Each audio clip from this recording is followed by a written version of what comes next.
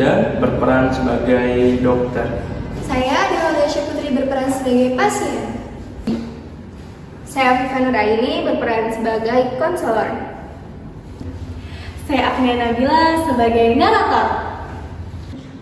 Saya Nindya Ramawati yang berperan sebagai ibu dari pasien. Saya Artika Putri Agustin berperan sebagai perawat. Saya Aulia Arika Zahra berperan sebagai apoteker. Saya Syafi Fadiha berperan sebagai teman pasien. HIV masih menjadi salah satu masalah kesehatan yang sering disalahpahami oleh masyarakat. Banyak informasi yang keliru beredar, mulai dari perbedaan HIV dan AIDS, cara penularan, hingga anggapan bahwa orang yang terkena HIV itu tidak dapat hidup normal. Kesalahpahaman ini dapat menimbulkan ketakutan, diskriminasi, dan stigma bagi penderitanya. Melalui video ini, kita akan memahami HIV secara benar dan ilmiah, mulai dari pengertian, cara penularan, pemeriksaan, dan pengobatan, hingga pentingnya dukungan dari keluarga dan lingkungan bagi pengidapnya. Dok, saya sering mendengar istilah HIV dan AIDS di media sosial dan lingkungan sekitar saya. Kira-kira HIV dan AIDS itu sama atau beda ya, Dok? Sebenarnya HIV dan AIDS itu dua hal yang berbeda. HIV adalah virus yang menyerang sistem kekebalan tubuh manusia, khususnya sel CD4. Sedangkan AIDS adalah kondisi lanjutan dari HIV apabila tidak ditangani dengan baik. Jadi kalau orang yang sudah terinfeksi sama HIV belum tentu disebut AIDS ya dok? Iya, betul sekali. Seseorang yang terkena HIV masih bisa sehat bertahun-tahun asalkan dia rutin menjalani pengobatan. AIDS biasanya terjadi ketika sistem kekebalan tubuh manusia sudah sangat melemah dan muncul infeksi opportunitis. Oh, berarti misalkan kalau kena HIV itu nggak langsung sakit parah gitu ya dok pasiennya? Ya, betul sekali. Biasanya pada fase awal, seseorang yang terkena HIV itu terlihat sehat dan masih bisa beraktivitas seperti biasanya. Tapi dok, saya sering lihat banyak di masyarakat orang yang nggak mau berdekatan atau duduk bersebelahan dengan orang yang terinfeksi HIV. Itu kenapa ya dok? Itu terjadi karena masih banyak mitos yang beredar di masyarakat. Sebenarnya penyakit HIV itu tidak menular melalui sentuhan, salaman, dan berbagi makanan. Jadi, saya tidak perlu takut untuk bersosialisasi ya, Dok? Ya, kamu tidak boleh takut untuk bersosialisasi karena justru dengan bersosialisasi kamu mendapat dukungan untuk kesehatan mental seorang yang terkena OD/HIV.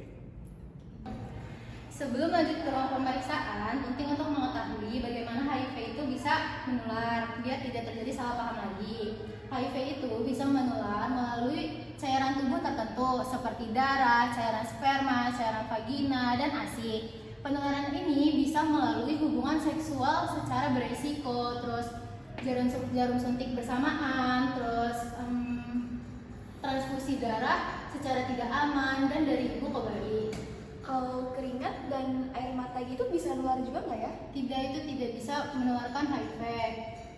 Itu tuh karena si virusnya itu tuh sangat sedikit dan tidak beresiko. Kapan ya, Dok, seseorang sebaiknya melakukan tes HIV? Tes HIV ini dianjurkan untuk seseorang yang memiliki faktor risiko maupun seseorang yang ingin memastikan kondisi tubuhnya dalam keadaan sehat. Tes dini ini sangat penting untuk pengobatan lebih cepat. Tapi saya takut nanti hasil tesnya ketahuan oleh orang lain. Tenang saja, kerahasiaan pasien itu dijaga sangat ketat. Hasil tes itu hanya diketahui oleh pasien dan tenaga kesehatan terkait. Oke, baik, kalau begitu saya lebih tenang sekarang. Oke. Jadi, apapun hasilnya nanti, yang terpenting adalah kesehatan mental dan pemahaman HIV itu bisa diatasi dan dikelola. Tapi saya takut nanti hasilnya positif dan saya dikucilkan lalu dihindari oleh yang lain. Perasaan itu sangat wajar, namun perlu diingat bahwa HIV itu bukan akhir dari kehidupannya. Dengan pengobatan yang tepat dan dukungan keluarga, seseorang dengan HIV dapat menjalankan hidup dengan sehat dan tetap produktif. Pasti dok, saya sebagai ibunya pasti akan mendukung selalu anak saya dok. Dengan dukungan keluarga seperti ini membuat saya semangat lagi untuk menjalani hidup. Ya betul, dukungan keluarga sangatlah penting dengan cara memberikan semangat, mengingatkan untuk tepat dan patuh dalam meminum obat, dan tidak menghakimi. Ya, mendengar dukungan seperti ini membuat saya jadi lebih kuat dan bisa menjalani hidup dengan tenang. Pasti Bu, saya sebagai keluarga pasti akan selalu mendukung anak saya, sebagaimanapun dia anak saya tetap. Saya juga sebagai temannya akan selalu menemani.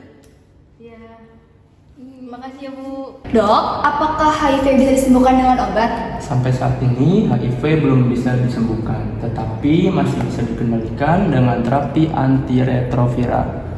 Obat ARV itu sangat penting dan diminum sesuai aturan.